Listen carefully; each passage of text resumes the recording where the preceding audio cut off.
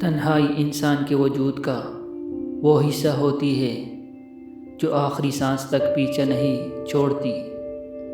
کہنے والے خوب کہتے ہیں کہ تنہائی خدا سے ملنے کا موقع دیتی ہے، مگر کہنے والوں کو کیا خبر کہ کتنی تکلیف کے بعد انسان اس مقام تک پہنچتا ہے۔ جب دنیا پاس سے گزرتی ہے مگر دل ہر رونق سے خالی ہوتا ہے، جب نہ سورج نکلنے کا معنی رکھتا ہے اور نہ چاند کا آنا، جب نہ کوئی دوست رہتا ہے نہ کوئی خیر خواہ، تب ایسا لگتا ہے جیسے خاموشی لفظوں سے کہیں زیادہ بہتر ہے، کیونکہ تب درد اتنا گہرا ہوتا ہے کہ لفظ بھی اس کے سامنے فضول لگتے ہیں۔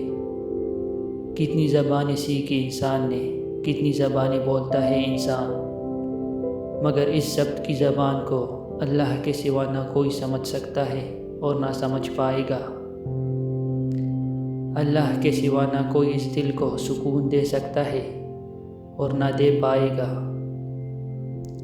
اللہ سے ہی مکمل ہوتی ہے ہر شے، اس کے بغیر نہ کوئی کچھ کر سکتا ہے اور نہ کر پائے گا۔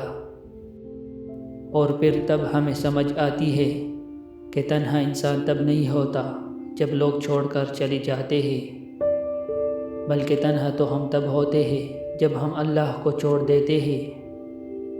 تبھی اللہ ہمیں ہماری محبت میں ہی توڑ دیتا ہے تاکہ ہم اس کی محبت سے جڑ سکیں، اور جو اس کی محبت سے جڑ جاتا ہے وہ پھر کبھی نہیں ٹوٹتا، کیونکہ اس کی محبت سے زیادہ سکون اور طاقت دنیا کی کسی محبت میں نہیں۔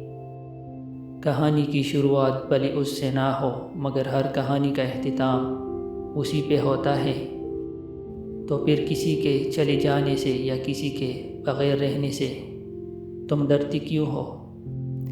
جو آ رہا ہے اسے آنے دو، کیونکہ جو چلا گیا اس میں حکمت تھی، اور جو آ رہا ہے اس میں اللہ کی مرضی ہے۔